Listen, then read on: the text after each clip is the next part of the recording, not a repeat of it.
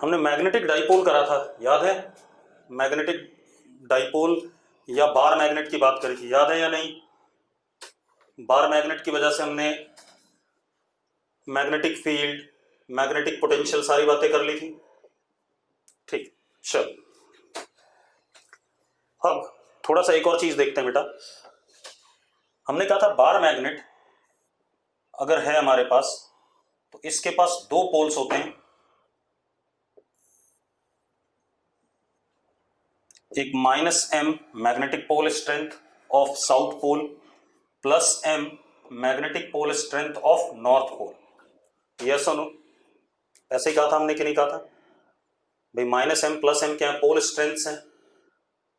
ठीक है, अब ये पोल स्ट्रेंथ्स हैं। एक चीज और, ये जो पोल स्ट्रेंथ है m,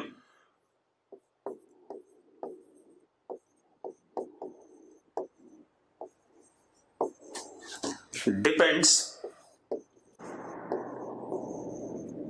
on nature of material of magnet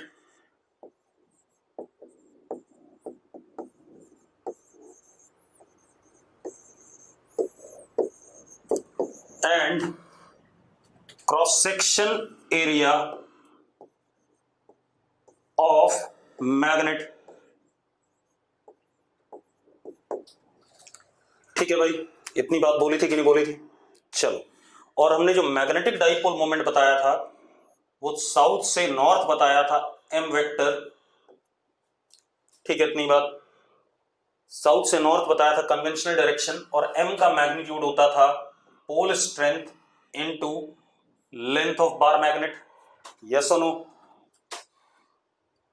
ठीक है, और मैंने एक और बात बताई थी, ज्योमेट्रिकल लेंथ और मैग्नेटिक लेंथ में एक रिलेशन होता है। कुछ किताबें, मतलब क्या होता है, मैग्नेटिक लेंथ इज, कुछ किताबें लिखती हैं 5/7 या 5/6 टाइम्स ज्योमेट्रिकल लेंथ, या कुछ किताबें लिखती हैं magnetic length is equal to 6/7 geometrical length. ऐसा भी बताया था मैंने आपको। ठीक है, जो एनसीईआरटी में होगा हम उसको सही मानेंगे, कोई इशू नहीं इसमें। ठीक है, अब आप एक चीज देखो, ये कहानी हो गई। अब हम आगे बात करते हैं, जरा देखो एक मिनट।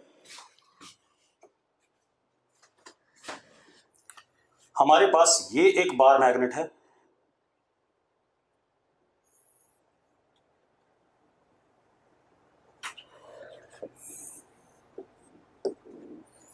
एल लेंथ, यहां पे -m, यहां पे +m। इसका magnetic dipole moment m into L है। ठीक है, अब अगर मैं इसको बीच से काटता हूं,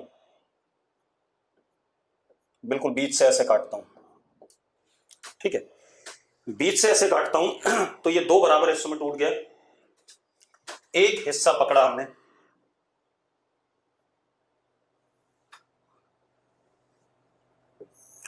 तो अब ये लेंथ l/2 हो गया। यस और नो?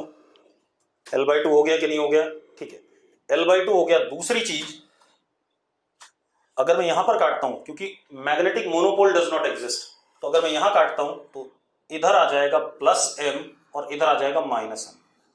यानी कि अगर मैं राइट साइड वाला हिस्सा ले रहा हूं, ये वाला, तो इट बिकम्स -m और यहां क्या, +m। यस और नो? ठीक है, अब अगर ऐसा हो गया तो हमें पता है magnetic dipole moment m dash will be m into l/2 which will be m/2। Yes और नो? क्योंकि मटेरियल चेंज नहीं हुआ, क्रॉस सेक्शन एरिया चेंज नहीं हुआ, सिर्फ क्या चेंज हुई, लेंथ चेंज हुई। ठीक है भाई, अब एक और चीज, ये हो गया। एक चीज और बताई थी मैंने आपको कि जो मैग्नेटिक लाइंस ऑफ फोर्स होती हैं वो भी देख लो, मैंने बता रखा है हालांकि आपको, कैसे बताया हुआ देखो।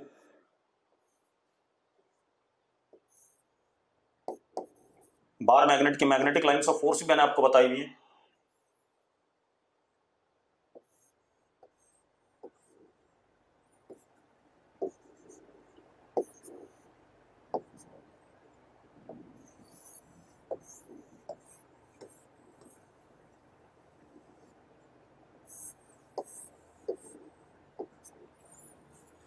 नॉर्थ से साउथ, और जरा देखो बाहर के हिस्से में मैग्नेटिक लाइंस के पास स्पेस है ताकि वो एक दूसरे से दूर जा सकें, तो यहां पर मैग्नेटिक फील्ड वीक होगी, यहां पे क्या होगी, स्ट्रांग होगी, यस और नो। और बार मैग्नेट के अंदर, inside bar magnet,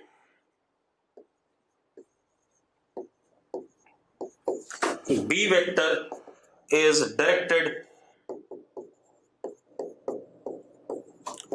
from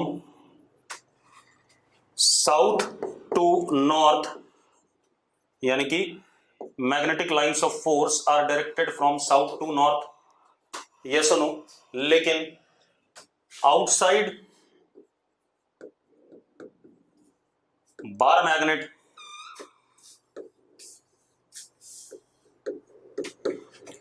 outside bar magnet, magnetic lines of force are directed from what, north to south.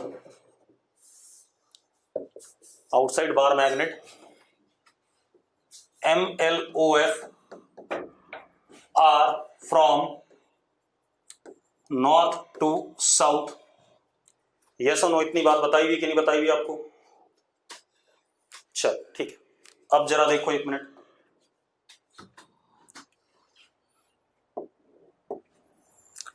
हमारे पास अगेन ये एक बार मैग्नेट है,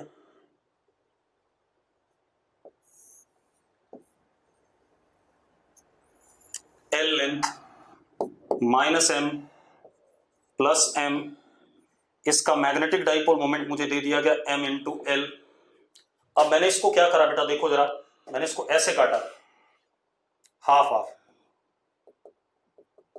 क्रॉस सेक्शन एरिया आधा ऊपर आधा नीचे, ऐसे काटा और एक हिस्सा उठा लिया।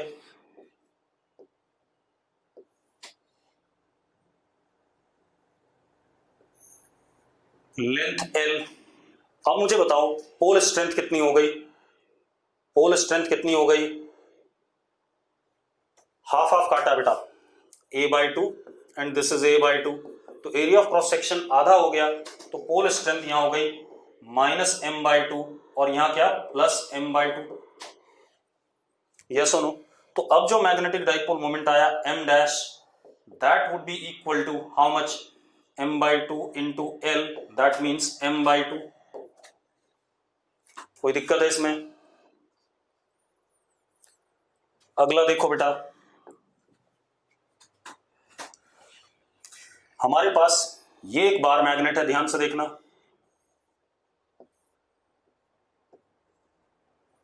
ठीक है, इसका मैग्नेटिक डाइपोल मोमेंट ये साउथ और ये नॉर्थ, इसका मैग्नेटिक डाइपोल मोमेंट हमारे पास m है,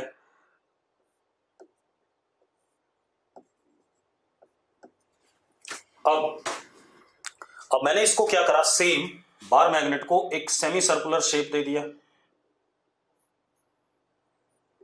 मैंने कोई चीज नहीं बदली, इसी को सेमी सर्कुलर शेप दे दिया, मतलब हॉर्स शू मैग्नेट बना दिया, इसी को क्या कहते हैं, हॉर्स शू मैग्नेट,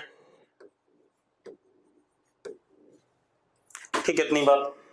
अब इसका मैग्नेटिक डाइपोल मोमेंट बताना है मुझे, चलो, और ये साउथ है और ये नॉर्थ है, ठीक है भाई।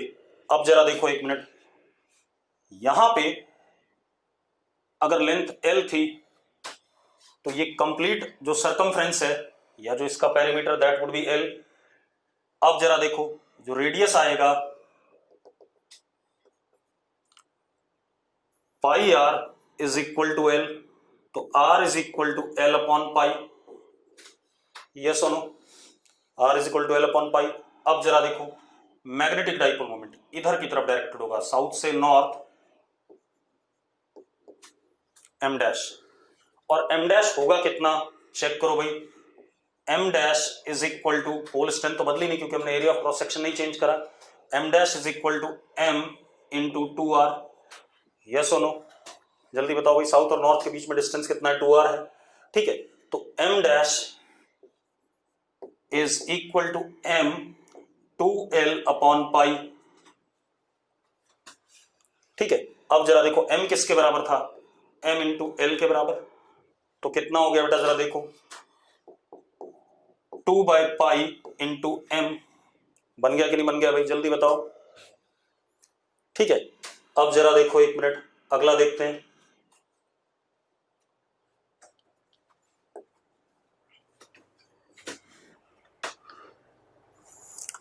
अगला खेल क्या है हमारे पास, एक बार मैग्नेट ये है बेटा,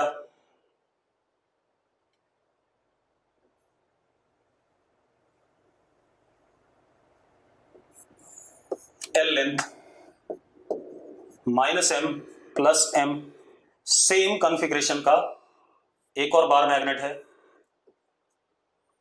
plus M minus M length L. अब आपने मुझे इसका मैग्नेटिक डाइपोल मोमेंट बताना है। ठीक है, इंडिविजुअली दोनों का मैग्नेटिक डाइपोल मोमेंट एम है।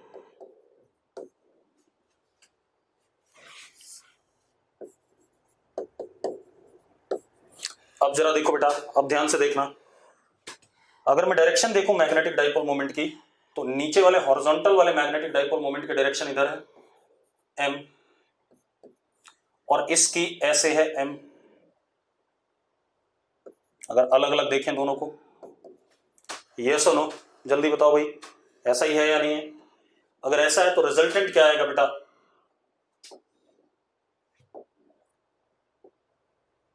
इन दोनों का वेक्टर सम, और एम नेट आ जाएगा मैग्नीट्यूड में m√2, यानी कि ये आ जाएगा कि नहीं आ जाएगा, जल्दी बताओ। अरे क्लियर है यार, ये बातें आपको सबको क्लियर है। ठीक है, अब थोड़ा सा और आगे बात करते हैं।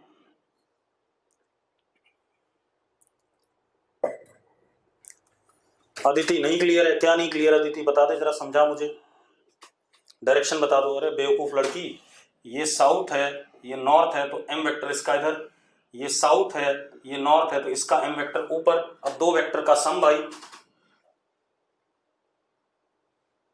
ठीक है, अब अगला देखो भाई, अब अगली कहानी पे आते हैं। अब अगेन सेम कहानी कि भाई बार मैग्नेट हमारा क्या कहते हैं, एक्सटर्नल मैग्नेटिक फील्ड में रखा है। तो क्या होगा, जैसे हम इलेक्ट्रिक डाइपोल को क्या करते थे, electric dipole placed in external electric field. ठीक है, इतनी बात। Same way bar magnet is what, magnetic dipole placed in external magnetic field, ये पढ़ने वाले हैं। ठीक है, इतनी बात। तो हम क्या, और हम पढ़ भी चुके हैं पहले भी एक बार, कहां पर, मैग्नेटिज्म वाले चैप्टर में, यस और नो? मैग्नेटिज्म वाले चैप्टर में पढ़ा है कि नहीं पढ़ा है? तो वही सेम चीज मैं दोबारा लिख दूंगा जल्दी जल्दी। ठीक है, तो अब जरा देखो भाई,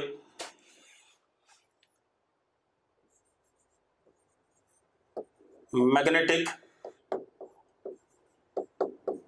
डाइपोल इन एक्सटर्नल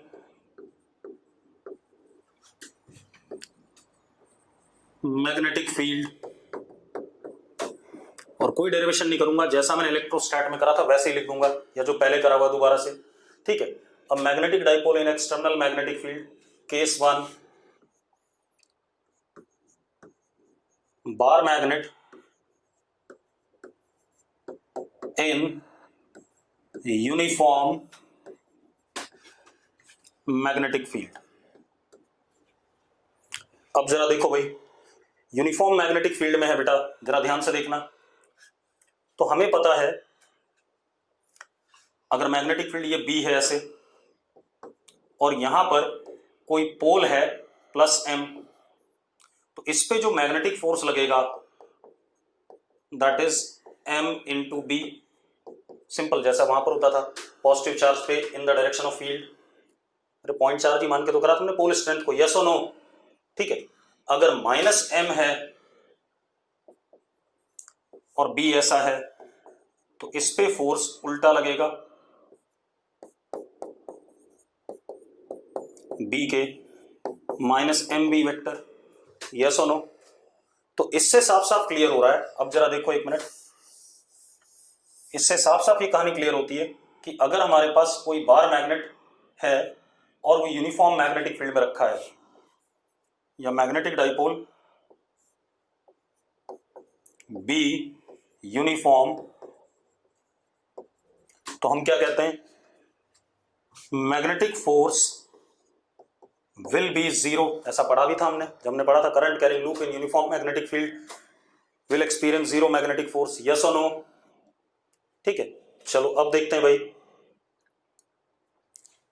फोर्स जीरो हो गया, लेकिन टॉर्क लगता था, याद है टॉर्क लगता था। टॉर्क कितना था, tau magnetic is M cross B, हाँ या ना, एम क्रॉस बी लगता था या नहीं। बेटा इसको जल्दी से निपटाएंगे क्योंकि ये यूज का नहीं है, ठीक है, सिमिलर है तो इसमें हम डिराइव करके कुछ तीर मारने वाले नहीं है, ठीक है। तो एम क्रॉस बी हो गया। अब एक चीज और, tau B zero, F B zero, पहला if theta is equal to zero that is M parallel to B, क्या कहलाएगा, स्टेबल इक्विलिब्रियम, ठीक है। U minimum, potential energy associated between dipole moment and, क्या कहते हैं, external magnetic field is minimum and it is minus M B. दूसरा, if theta is equal to 180, M anti parallel to B vector, तो unstable equilibrium,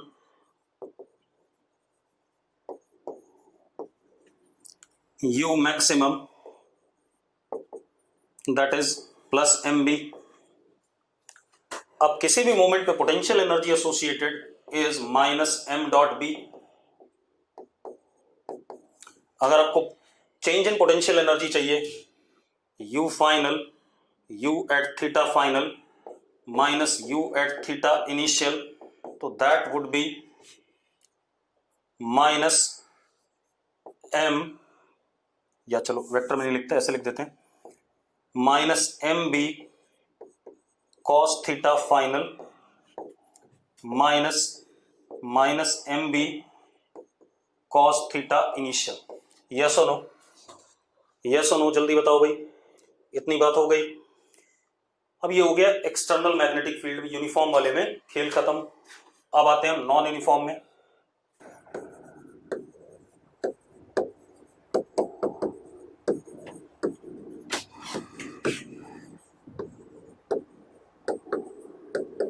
अब इसमें देखो, मान लो magnetic lines of force ऐसी हैं, तो मैग्नेटिक फील्ड यहां पर ऐसे होगा बी वेक्टर। अब अगर मैं एम वेक्टर ले लूं ऐसे,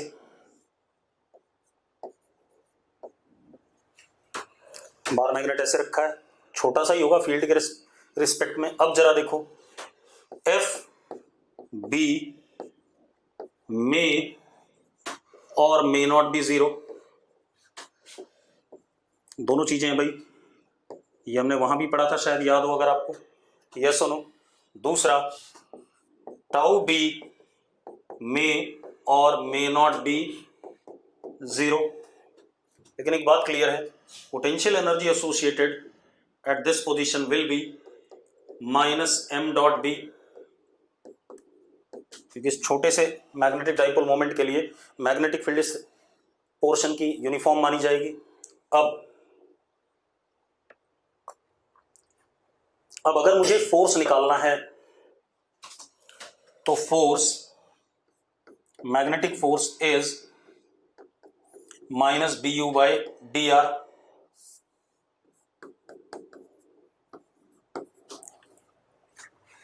that would be how much बेटा, M dot D B upon D R. ऐसे ही पढ़ा है कि नहीं पढ़ा हमने, याद करो, यस और नो, बिल्कुल एग्जैक्टली सेम पढ़ा हमने। अब इसके बाद tau B is minus D U by D theta, that is M dot D B by D theta. ठीक है भाई, क्लियर है, कोई दिक्कत तो नहीं किसी को इसमें? नहीं। अब इतनी बात हो गई, अब हम एक और काम करना चाहेंगे। अब हम डिफरेंट मैग्नेटिक डाइपोल्स के बीच में आपस में इंटरैक्टिव फोर्स की बात करें, ठीक है, तो जरा देखो, force between magnetic dipoles,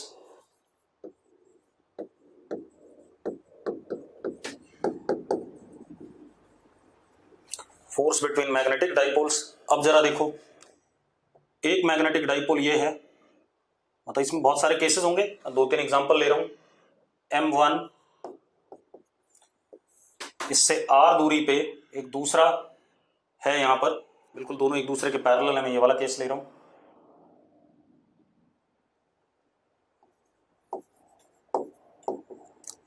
M2 clear है, इनके बीच में आपस में फोर्स। अब जरा देखो, M1 वाला यहां पर मैग्नेटिक फील्ड प्रोड्यूस करेगा। M1 की क्या पोजीशन हो गई, इक्वेटोरियल पोजीशन है या नहीं, जल्दी बताओ। M2 जिस जगह पे है वो M1 की इक्वेटोरियल पोजीशन है, बिल्कुल सही बात है। अगर वो M1 की इक्वेटोरियल पोजीशन है बेटा, तो जरा देखो इस पे नीचे की तरफ B1 आएगा, आएगा कि नहीं आएगा, और B1 आएगा कितना ये भी चेक कर लो।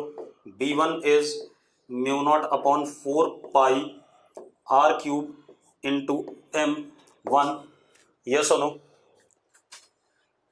अब जो पोटेंशियल एनर्जी हो गई इस जगह पे, U is equal to M2 into B1 minus M.B1 होता है।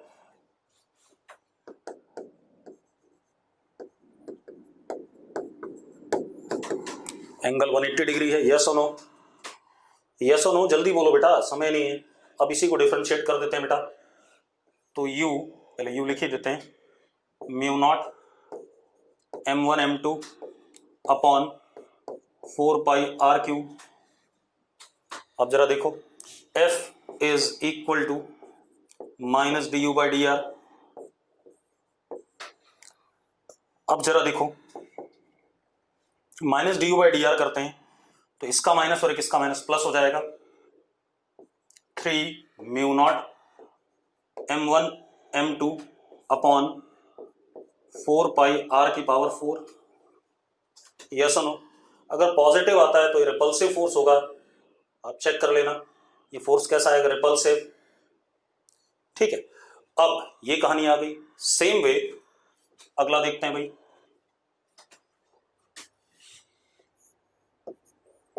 ये M1 है, इससे R दूरी पे M2 है, ठीक है भाई। अब जरा चेक कर लेते हैं, सबसे पहले B1 ऐसा आएगा, आएगा कि नहीं आएगा, जल्दी बताओ। एक्सियल पोजीशन है, एक्सियल पोजीशन पे along the magnetic dipole moment आता है, ठीक है। अब B1 की value μ0 M1 twice μ0 M1, sorry,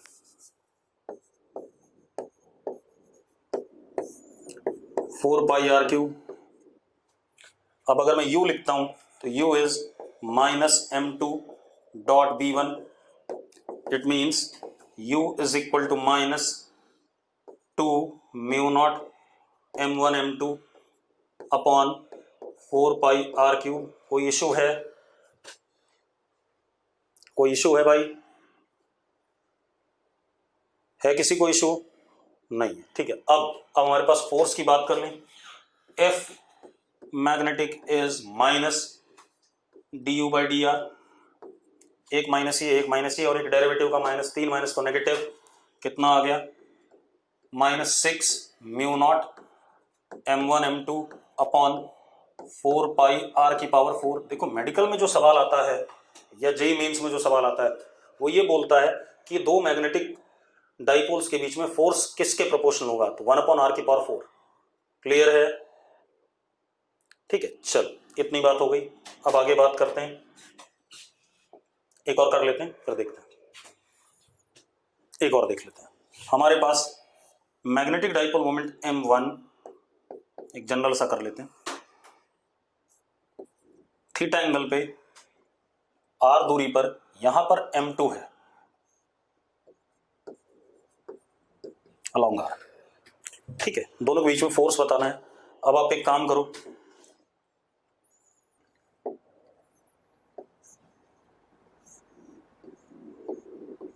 B1 कुछ ऐसा आएगा कि नहीं आएगा, जल्दी बताओ मुझे। आएगा बेटा, और कितने एंगल पे? Alpha angle. हमें पता है tan alpha is 1/2 tan theta, यानी कि cos alpha is base is what 2 upon under root 4 plus tan square theta.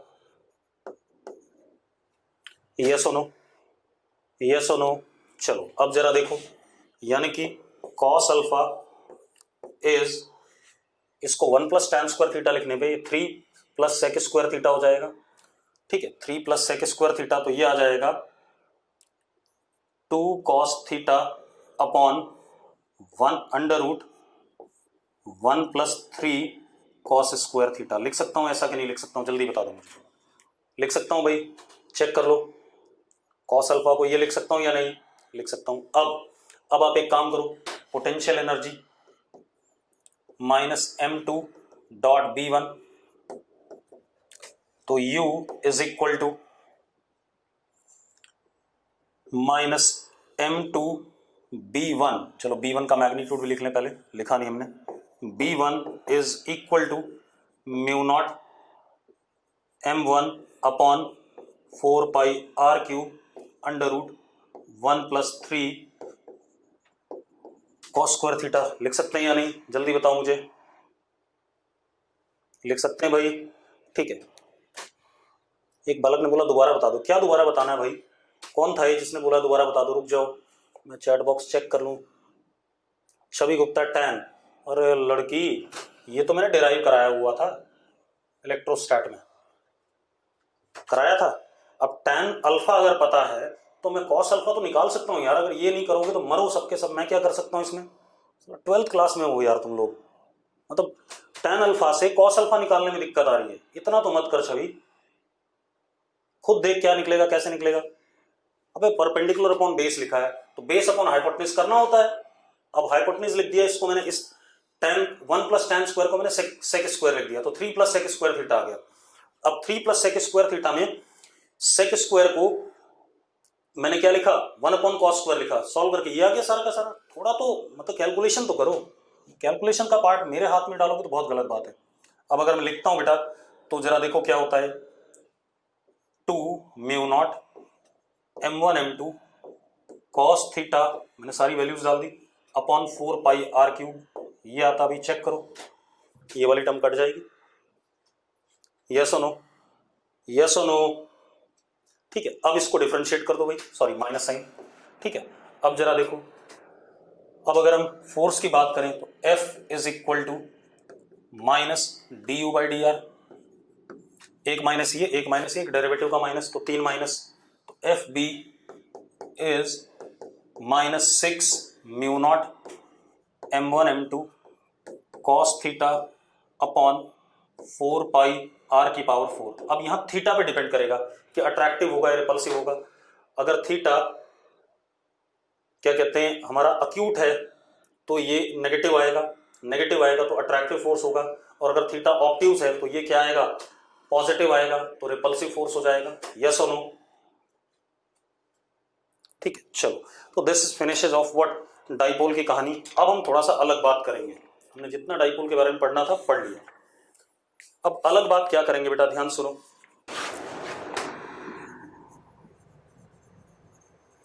Gauss law in magnetism.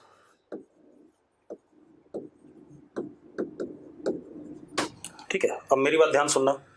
अगर हमारे पास ये एक प्लस Q1, ये plus Q2, minus Q3, minus Q4, ऐसा कुछ है, ये हमारा एक गॉसियन सरफेस है, क्लोज्ड गॉसियन सरफेस। ठीक है, इतनी बात। तो अगर मैं किसी भी जगह पर इलेक्ट्रिक फील्ड का सरफेस इंटीग्रल करता हूं पूरे क्लोज सरफेस के लिए, सॉरी,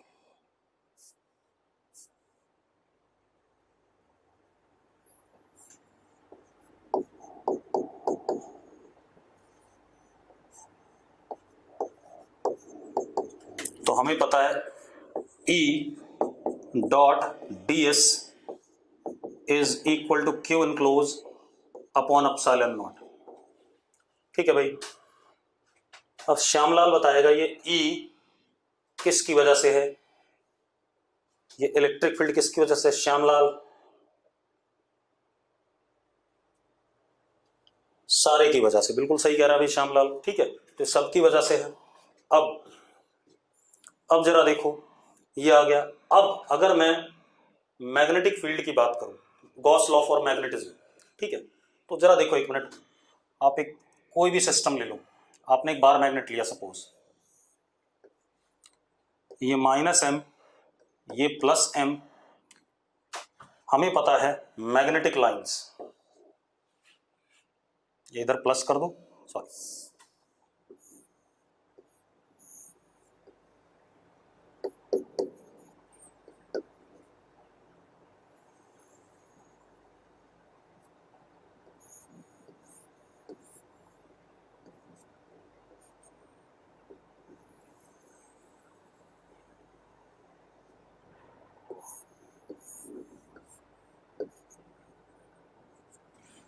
ऐसी कुछ है magnetic lines. Electric lines of force are never, electric भी नहीं, इलेक्ट्रोस्टैटिक।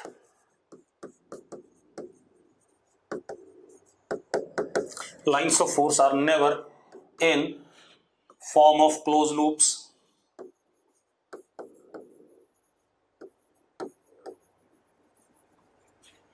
ये हमें पता है कि नहीं पता है, जल्दी बताओ।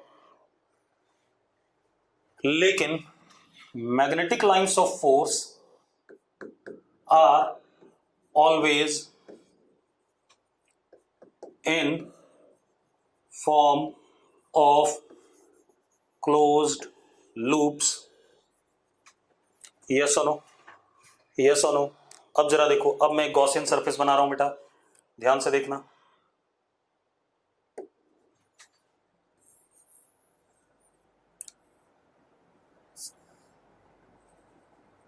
ये एक गॉसियन सरफेस बना दिया हमने, closed Gaussian surface.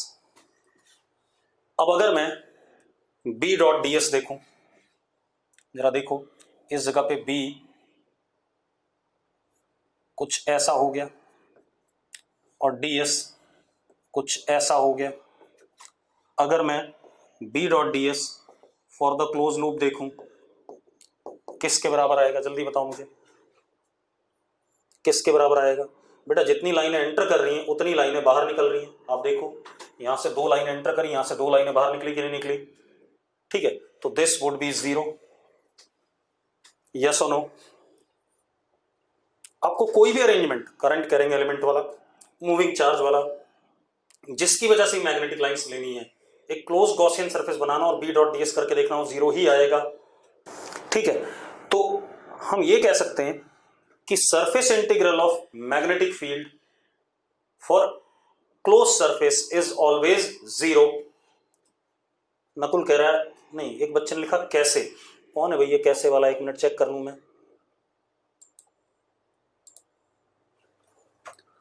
Ayush, Ayush भाई एक बात बता, यहां कितनी लाइनें एंटर कर रही हैं, तू बता आयुष, कितनी लाइनें एंटर कर रही हैं सरफेस, गॉसियन सरफेस के अंदर, जल्दी बता। हर्षित और आयुष दोनों बताओ। 2 एंटर करने वाली लाइंस को हम नेगेटिव लेते थे शायद, एक्चुअल में E डॉट डी ये है क्या, this is what magnetic flux और नॉट।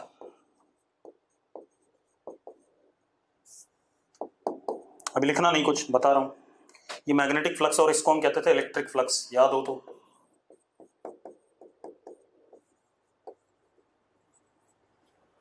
हाँ या ना? अब एक बात बताओ, मैंने कहा था कि इनकमिंग लाइंस को नेगेटिव ले लेते हैं, आउटगोइंग वालों को पॉजिटिव ले लेते हैं, ऐसे ही कहा था कि नहीं कहा था? तो एक बात बताना, कितनी लाइनें एंटर कर रही हैं जो डायग्राम मैंने बनाया, और कितनी निकल रही हैं, क्या हो गया टोटल, टोटल फ्लक्स कितना हो गया, 0। कोई भी अरेंजमेंट ले ले भाई, मैं और बना देता हूं, रुक जा, चिंता ना कर, अभी और अरेंजमेंट बना देता हूं, एक और ले ले अरेंजमेंट। मान ले ये हमारे पास करंट कैरिंग वायर है, ऊपर की तरफ करंट है, ठीक है, पहले मैग्नेटिक लाइंस बना रहा हूं।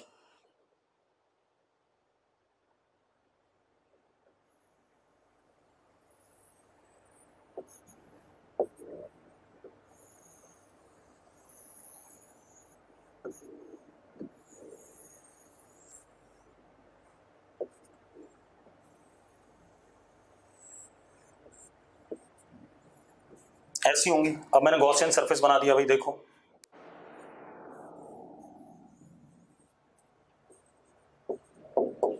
कितनी लाइन एंटर कर रही हैं, नकुल और सॉरी आयुष और वो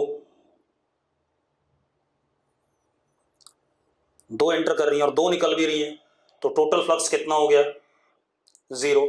अब हम क्या कह सकते हैं, देखो एक मिनट, मतलब क्या है, B डॉट ds इज 0, मतलब क्लोज सरफेस के लिए कभी भी B डॉट ds क्या होगा, 0 होगा। क्यों, since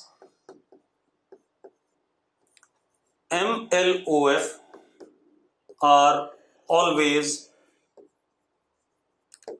in form of closed loops। अब ये क्लोज लूप्स में क्यों होते हैं ये भी समझ लो, क्योंकि magnetic monopole does not exist, मतलब एक सिंगल पोल साउथ या नॉर्थ अकेला कभी एग्जिस्ट नहीं करेगा, जब भी एग्जिस्ट करेगा तो पेयर में एग्जिस्ट करेगा। तो जब भी पेयर में एग्जिस्ट करेगा तो बाहर वाले रीजन के लिए नॉर्थ से लाइन जाएगी साउथ में और अंदर वाले रीजन के लिए साउथ से नॉर्थ में, तो क्लोज लूप में आ जाएगा। जबकि ऐसा इलेक्ट्रोस्टैटिक्स में नहीं होता, एक पॉइंट चार्ज है, अगर वो पॉजिटिव है तो उसकी लाइंस निकलती हैं इंफिनिटी पे जाके खत्म होती हैं, एक नेगेटिव चार्ज है तो उसकी लाइंस इंफिनिटी से आती हैं और उसके ऊपर खत्म होती हैं। ठीक है, इतनी बात। कभी घूम के वापस सिस्टम ऑफ चार्ज पे ही लाइन नहीं आती हैं। ठीक है, इतनी बात। तो हम ये कह सकते हैं, और we can say magnetic monopole do not exist, magnetic monopole do not exist. ठीक है, हर्षित क्या कहना चाहता है, दोबारा लिख दे एक बार। हर्षित, अगर कोई भी मैग्नेटिक फील्ड क्रिएट करने वाला सिस्टम है तो उसमें नॉर्थ और साउथ अपने आप होगा। मैं बता देता हूं कैसे, देखो एक और काम कर लेते हैं, मिटा दूं इसे, चलो अगला देखते हैं। आप ऐसे देखो, मेरे पास एक सोलोनॉइड है, ध्यान से देखना,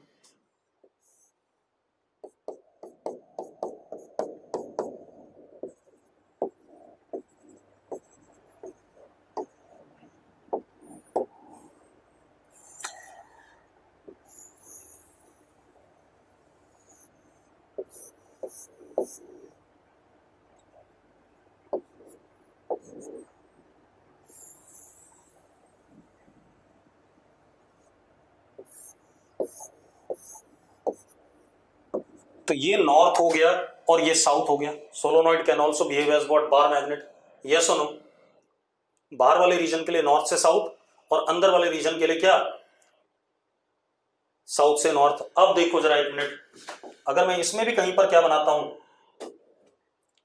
कहीं पर भी बना देता हूं, ये बनाया मैंने गॉसियन सरफेस। अब जरा देखना भाई, जितनी लाइनें अंदर आ रही हैं उतनी बाहर जा रही है कि नहीं जा रही है, जल्दी बताओ मुझे। तो 0 हो गया, मैं यहां बना दूं तब भी 0 हो गया, मैं यहां बना दूं तब भी 0 हो गया, यस और नो, जो मर्जी कर लो यार। ठीक है, तो अब एक बात बताओ, अगर मैं इस सोलोनॉइड को आधा आधा काट दूं, इतना बड़ा कर दूं, तो भी सेम खेल है यार, खेल तो बदला ही नहीं।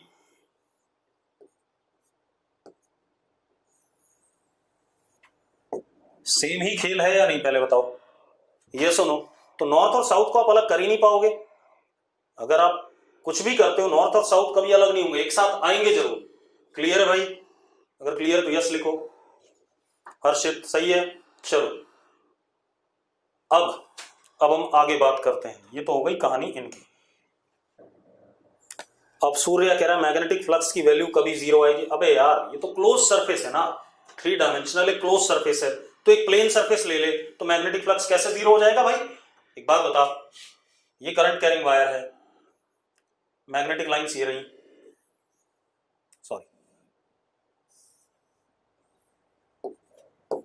तो यहां पर एक प्लेन सरफेस ले लो, ये हो गया, तो 0 होंगी क्या? प्लेन सरफेस के लिए 0 होंगी भाई, जल्दी बता। नहीं, तो यही बात तो कह रहा हूं यार। ठीक है, इतनी बार। अब जरा देखो, तो क्लोज सरफेस के लिए हमेशा जीरो होंगी, ऑलवेज। ठीक है, गॉस लॉ ऑफ मैग्नेटिज्म क्या स्टेट करता है? Surface integral of magnetic field for any close surface is always zero in any situation. ठीक है भाई सूर्य। अब खेल क्या है, हमने क्या पढ़ा कि मैग्नेटिक फील्ड कोई भी मूविंग चार्ज या करंट कैरिंग सेटअप प्रोड्यूस कर सकता है, यस और नो? मैग्नेटिक फील्ड कोई भी मूविंग चार्ज या करंट कैरिंग एलिमेंट प्रोड्यूस कर सकता है, इतनी बात हमने पढ़ी है। ठीक है, अब आप केमिस्ट्री में पढ़ते हो एटॉमिक स्ट्रक्चर में कि स्पिन मैग्नेटिक डाइपोल मोमेंट होता है इलेक्ट्रॉन के पास, होता है या नहीं होता है? पढ़ते हो, स्पिन मैग्नेटिक डाइपोल मोमेंट होता है इलेक्ट्रॉन के पास। एक और होता है बेटा, ऑर्बिटल मैग्नेटिक डाइपोल मोमेंट भी होता है इलेक्ट्रॉन के पास। पढ़ा है कि नहीं पढ़ा है? ठीक है, मैं जानना चाहूंगा what is orbital magnetic dipole moment of an electron? What is orbital magnetic dipole moment of an electron? Shyamlal मर गया तू, कहीं बर्तन वर्तन धो, तेरे नाम से ही लग रहा है। मैंने orbital magnetic dipole moment of an electron पूछा है।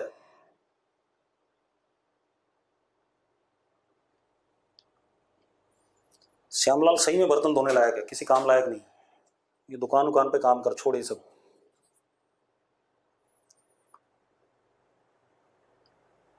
और कोई बताना चाहेगा? मैं पढ़ा चुका हूं भाई, मैं पढ़ा चुका हूं आपको।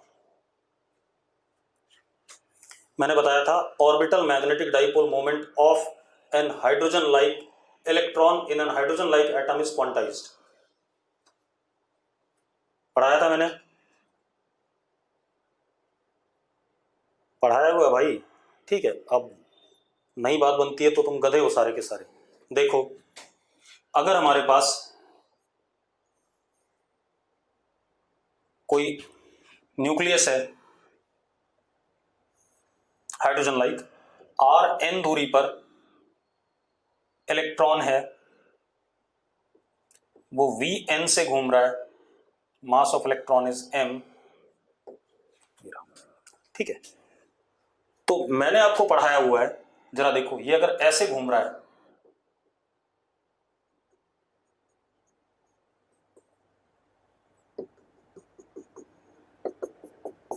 तो इसमें करंट इस डायरेक्शन में आ गया,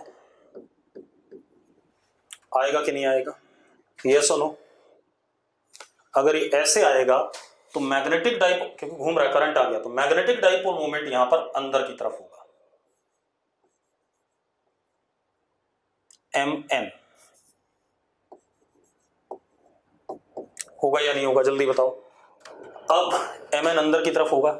ठीक, अब M N upon L N is equal to E upon 2m। पढ़ा है कि नहीं पढ़ा हमने? जल्दी बताओ मुझे, यस और नो? ठीक है, M N is equal to E upon 2m into L N. L N is M V N R N, अगर याद हो आपको, यस और no? And it is N H upon 2 pi. ठीक है, मैं दोबारा बता रहा हूं, आप ये दोबारा पढ़ रहे हो, ध्यान रखना। M N is equal to N E H upon 4 pi M. This is quantised और नॉट? क्वांटाइज्ड और नॉट? ठीक है, स्मॉलेस्ट मैग्नेटिक डाइपोल मोमेंट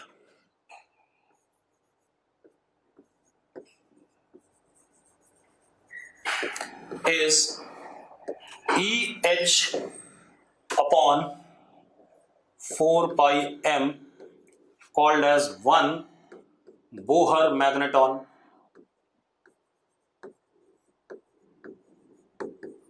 बाकी सब इसके इंटीग्रल मल्टीपल होंगे या नहीं होंगे? होंगे भाई। तो एक मैग्नेटिक डाइपोल मोमेंट तो ये आ गया। अब मजेदार बात देखो, अगर ऐसा आ गया तो मैग्नेटिक लाइंस अंदर की तरफ होंगी और घूम के वापस बाहर आएंगी, ऐसा होगा कि नहीं होगा? जल्दी बताओ मुझे। मैग्नेटिक लाइंस अंदर की तरफ होंगी और पीछे से बाहर आएंगी, तो जो आपको फेस दिख रहा है, आपको देखो और भी बातें बता देता हूं, जो आपको फेस दिख रहा है, this face must be south, क्योंकि आपके सामने तो भाई आपको तो यहां पर लाइन अंदर जाती हुई दिख रही है और उधर से बाहर से आती हुई दिख रही है, यस और नो? ठीक है। अब अगर यही इलेक्ट्रॉन उल्टा घूम रहा होता तो हम इसको क्या कह देते, नॉर्थ कह देते, यस और नो? ठीक है। अब चलो साउथ और नॉर्थ वाली बात हम ईएमआई के लिए रखेंगे, अभी नहीं रखेंगे, ठीक है, बाद में करेंगे, अभी तो हमें सिर्फ ये देखना है।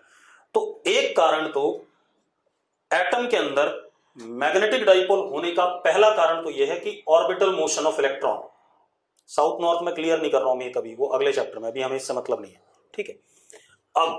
अब क्या कहानी है, मैंने क्या कहा आपसे कि पहला कारण हो गया मैग्नेटिक फील्ड का या मैग्नेटिक डाइपोल का इन an atom is orbital motion of electron. अगर कोई इलेक्ट्रॉन है और वो ऑर्बिटल मोशन करेगा ही करेगा, ऑब्वियस सी बात है, according to Bohr theory electron must revolve in some fixed stationary orbits around the nucleus.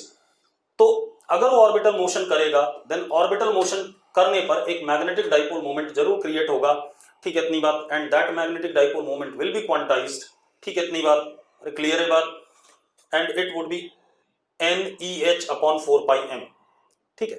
चलो एक तो ये हो गया। दूसरा, इलेक्ट्रॉन पॉइंट लाइक पार्टिकल तो आपने नहीं पढ़ा है, पढ़ा है क्या इलेक्ट्रॉन को केमिस्ट्री में? पॉइंट लाइक पढ़ा है क्या? बाकी लोग बताओ भाई, इलेक्ट्रॉन को आपने क्या पढ़ा है? हे भगवान, बड़े बेकार से लोग। अबे electron is considered as a cloud, अगर वो आपका S सबशेल में है तो that cloud is spherical in nature, अगर वो P में है तो that cloud is in dumbbell shape, probability of finding electron in the region. अरे मेरी बात सुन रहे हो कि नहीं कर रहे हो? अब एक चीज देखो, वो जो क्लाउड है वो अपने बिल्कुल जैसा हमारा क्या कहते हैं सोलर सिस्टम है, बिल्कुल वैसे ही हमारे पास एक्चुअल में, पता नहीं ऐसा है या नहीं है। कहानी क्या है कि भाई लोगों ने जो बोला वो हम मान रहे हैं, ठीक है, लोगों ने सोलर सिस्टम थोड़ा जल्दी पढ़ लिया था, उन्होंने कहा ये सन है और ये कोई प्लैनेट है, ठीक है, प्लैनेट का ये ऑर्बिटल मोशन हो गया अराउंड सन, और प्लैनेट का अपने एक्सिस के अबाउट स्पिन भी होता है, हाँ या ना? सेम हमने इलेक्ट्रॉन के लिए मान लिया, सन की पोजीशन किसको दे दी? न्यूक्लियस को दे दी, ठीक है, उसके अराउंड एक तो ऑर्बिटल मोशन हो गया रिवॉल्विंग अराउंड न्यूक्लियस, और दूसरा electron cloud is spinning about its own axis, yes और नो? ठीक है, तो अब हमारे पास एक और मैग्नेटिक डाइपोल मोमेंट आता है, that is spin magnetic dipole moment, and that would be equal to, चलो मैग्नीट्यूड लिखने डायरेक्शन तो हमें स्पिन से पता चलेगा, ms is charge of electron upon twice the mass of electron into spin angular momentum of the electron, ठीक है भाई, E upon 2m into Ls, where Ls is spin angular momentum of electron। अब एक समस्या है, अगर S वाला subshell है, S वाला है, तो उसमें तो ये सर्कुलर होता है, सॉरी सर्कुलर नहीं, स्फेरिकल होता है, यस और नो? S वाले में स्फेरिकल होता है या नहीं होता, जल्दी बताओ। तो Ls क्या हो गया? 2/5 mr² इंटू ओमेगा एस, हो जाएगा कि नहीं हो जाएगा? अगर ये P शेप का डंबल हुआ, ठीक है, P सबसेल में हुआ, तो उसके लिए मोमेंट ऑफ इनर्शिया निकालना मुझे तो बताया नहीं गया क्या शेप है, फिजिक्स वालों को नहीं बताया गया 12th लेवल तक, ठीक है, उसके बाद बताया गया होगा तब देखेंगे, क्लियर है? अब ये कहानी होगी, ठीक है। तो अब अगर मैं ध्यान से देखूं तो कभी भी मैं मैग्नेटिक डाइपोल मोमेंट की बात करूं इलेक्ट्रॉन की, तो अब जरा देखो, magnetic dipole moment of an electron in an atom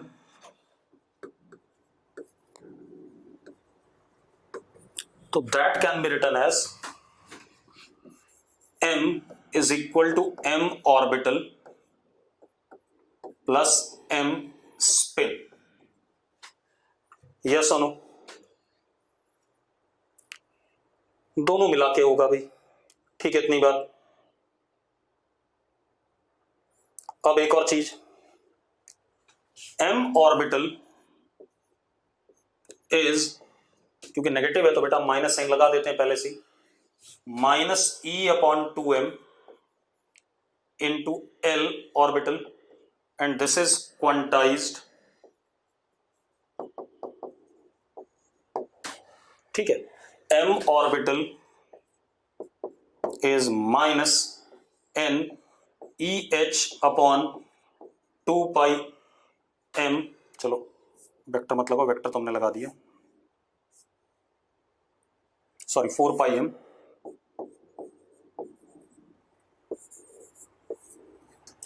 अब m स्पिन की बात करें,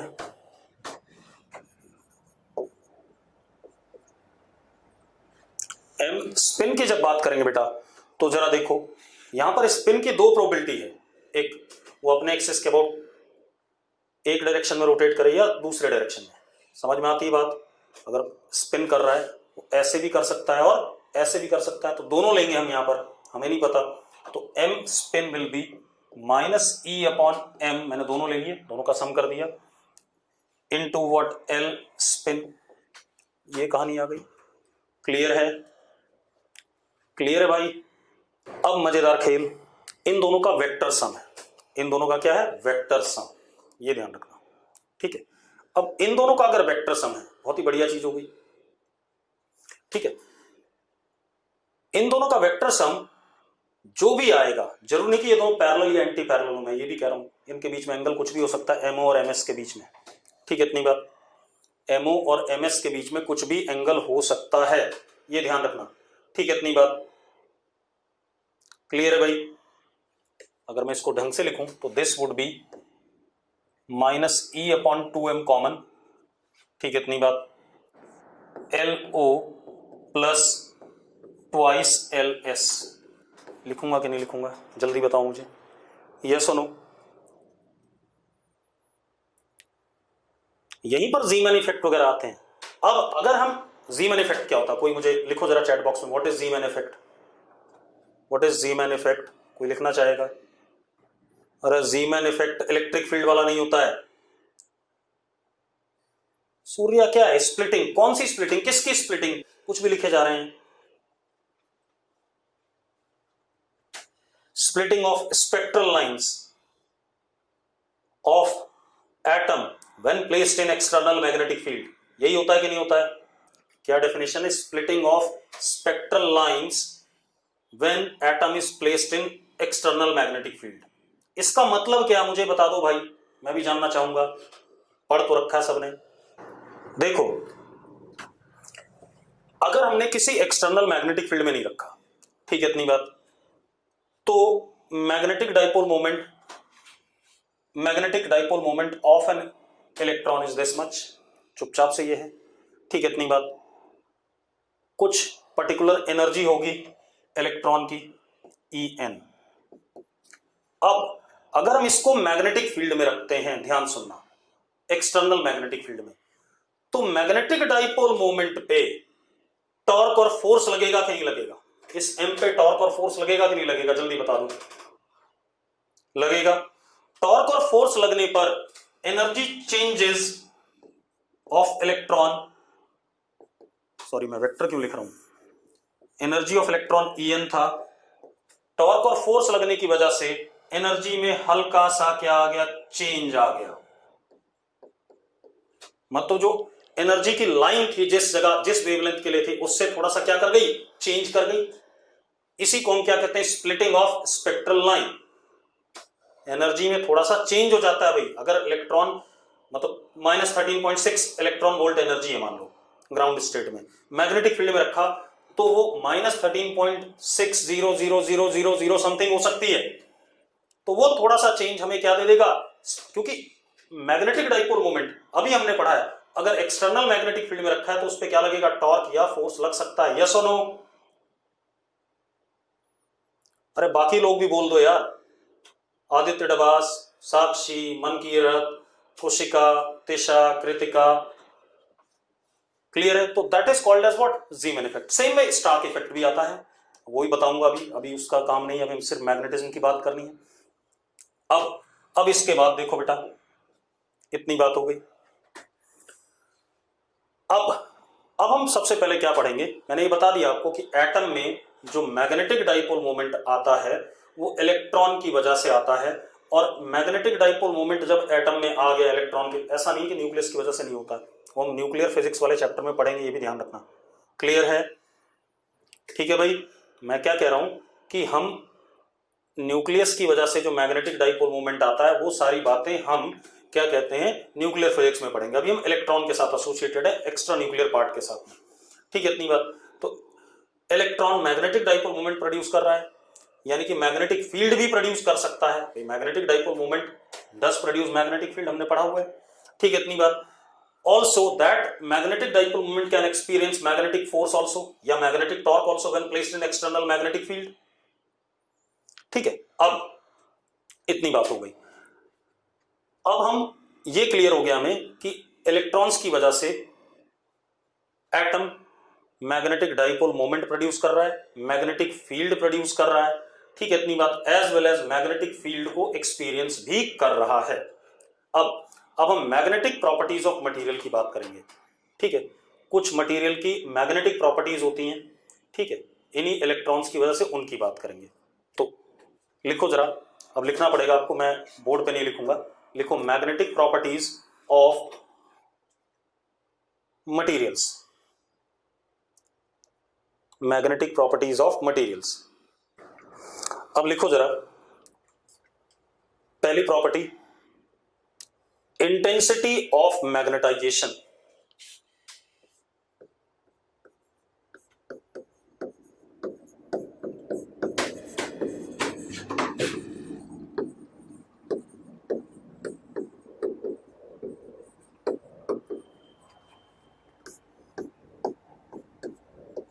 इससे डिनोट करेंगे आई वेक्टर क्वांटिटी, अभी पता चल जाएगा। Intensity of magnetization. ठीक है, इतनी बात। अब लिखो जरा, any substance possess large number of atoms, any substance possess large number of atoms, and in general magnetic moments of those atoms are randomly oriented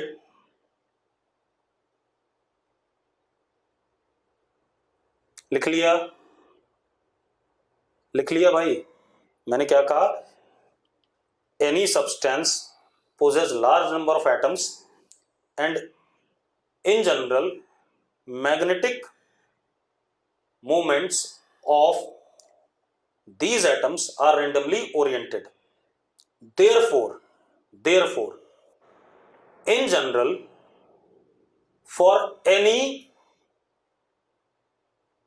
volume of substance, therefore in general for any volume of substance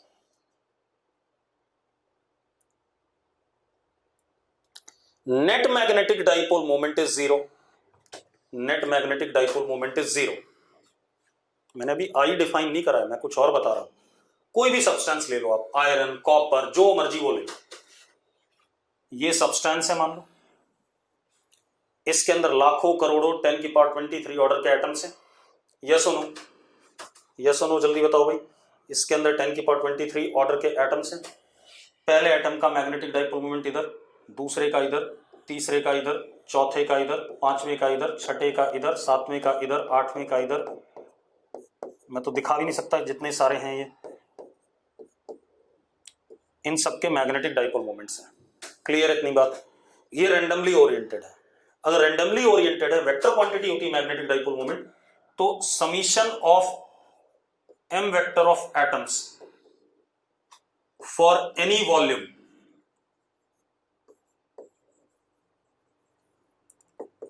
is zero, yes और no,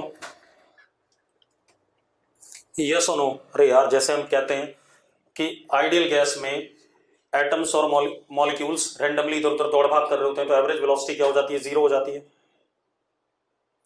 ठीक है भाई, clear है। मतलब किसी भी substance को ले लो आप, कोई भी ले लो, ग्राउंड स्टेट में जब तक हमने उसके साथ कोई छेड़छाड़ नहीं करी तब तक उसका एटम नहीं, सॉरी एटम नहीं, अच्छा हाँ, summation of M of atom is equal to M substance. Substance का एम किसी भी वॉल्यूम में क्या होगा, जीरो होगा, यस और नो। ठीक है भाई, हाँ मैं ये नहीं कह रहा हूं कि एटम्स का जीरो है, मैंने कहा उन एटम्स के एम का सम जीरो है भाई, ये इतना समझ में इतना ध्यान में रखना। मैंने कहा एटम्स के एम वेक्टर का सम जीरो है, मैंने ये नहीं कहा है कि M of atom is zero.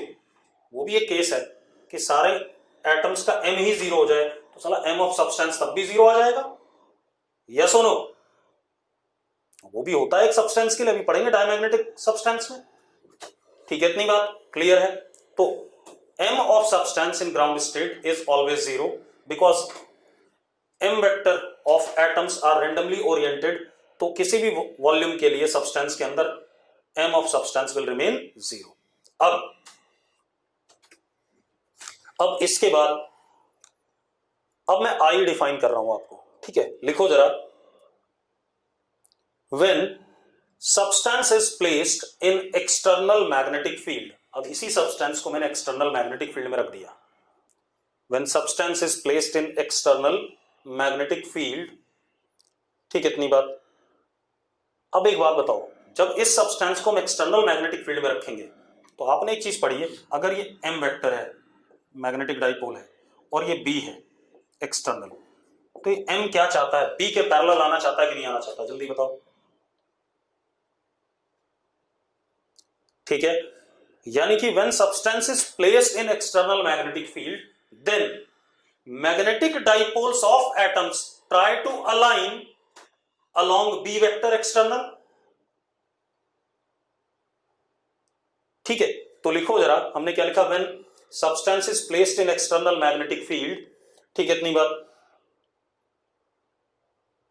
magnetic dipoles of atoms try to align in the direction of applied magnetic field। ठीक है, लिख लिया सबने। अब एक और चीज बेटा, अब कितना एक्सटेंट तक अलाइन हो पाएगा, दैट डिपेंड्स अपॉन आपने जो मैग्नेटिक फील्ड लगाई उसकी स्ट्रेंथ बढ़ा दो। आपने जो मैग्नेटिक फील्ड लगाई उसकी स्ट्रेंथ अगर हम बढ़ा दें तो एक बात बताओ, अलाइनमेंट ज्यादा होगा या नहीं होगा? बिल्कुल सही बात है। और टेम्परेचर घटा दें, एक और मजेदार बात, टेम्परेचर घटाने पे रैंडमनेस कम हो जाएगी। तो लिखो जरा, extent of alignment increases, extent of alignment increases if external magnetic field is increased, if external magnetic field is increased as well as temperature is decreased। if alignment is saturated, मतलब saturated मतलब जितना align हो सकता था सब कुछ align हो गया, सारे अलाइन हो गए। if alignment of magnetic dipoles of atoms is saturated, saturated मतलब सारे ही अलाइन हो गए, ठीक है, then substance is referred as magnetic, substance is referred as magnetically saturated, substance is referred as magnetically saturated, yes or no? अभी मैंने I define नहीं करा, अभी मैं आपको कहानी बता रहा हूं सारी। अब आई पे आते हैं, ठीक है, इतनी बात। अब लिखो जरा, हमने क्या देखा, जब हम एक्सटर्नल मैग्नेटिक फील्ड में रख रहे हैं तो कुछ परसेंटेज अलाइनमेंट हो रहा है या नहीं हो रहा है, यस और नो। मैंने क्या कहा, जब हम एक्सटर्नल मैग्नेटिक फील्ड में रख रहे हैं तो कुछ परसेंटेज अलाइनमेंट हो रहा है, ठीक है, इतनी बात। तो इसका मतलब अगर मैं अगला डायग्राम बनाऊं तो मैं ये कह सकता हूं, ये बी की डायरेक्शन में आ गए, कुछ आगे कि नहीं आ गए, आ गए या नहीं आ गए, यानी कि अब कुछ ना कुछ मैग्नेटिक डाइपोल मोमेंट आ गया कि नहीं आ गया एटम सब्सटेंस के पास। पहले तो सब्सटेंस का एम क्या था, 0 था। अब जो एम ऑफ सब्सटेंस है, क्या आप उसको 0 कह सकते हैं? अब एम ऑफ सब्सटेंस 0 है क्या? नहीं है, बिल्कुल सही बात है, ठीक है, इतनी बात। तो लिखो जरा, लिखो, when magnetic dipoles are aligned partially or completely, when magnetic dipoles are aligned partially or completely, net magnetic dipole moment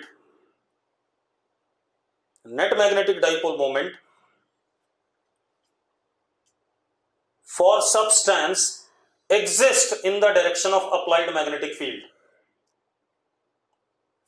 Net magnetic dipole moment for substance exist in the direction of applied magnetic field. Yes or no?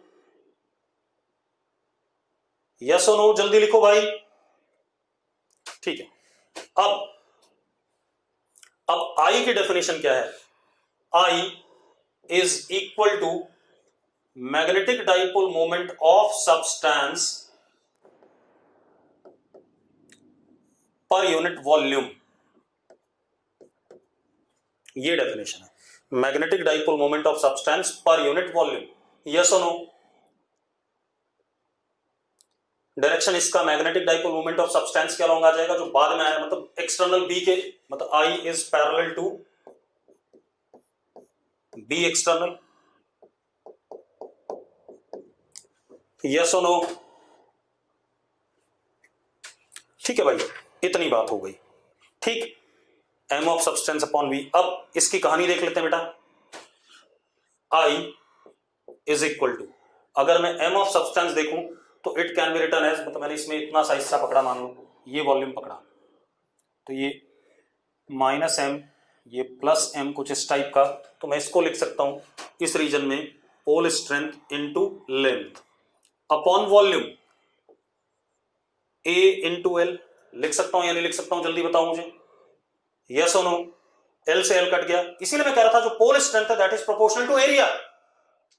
L से L cut गया, I is also equal to pole strength upon area of cross section. Yes और no? अब ऐसा unit देख लो भाई आई की, ऐसा unit क्या होगी, मैग्नेटिक डाइपोल मोमेंट, इसकी यूनिट क्या होती है, एम्पियर मीटर स्क्वायर, नीचे मीटर क्यूब, तो unit is ampere per metre, ampere per metre. Yes और नो, जल्दी बताओ मुझे, इतनी बात हो गई। चलो आज इतना ही करेंगे, अगली क्लास में बाकी बातें करेंगे, ठीक है, इतनी बात, आज काफी हो गया।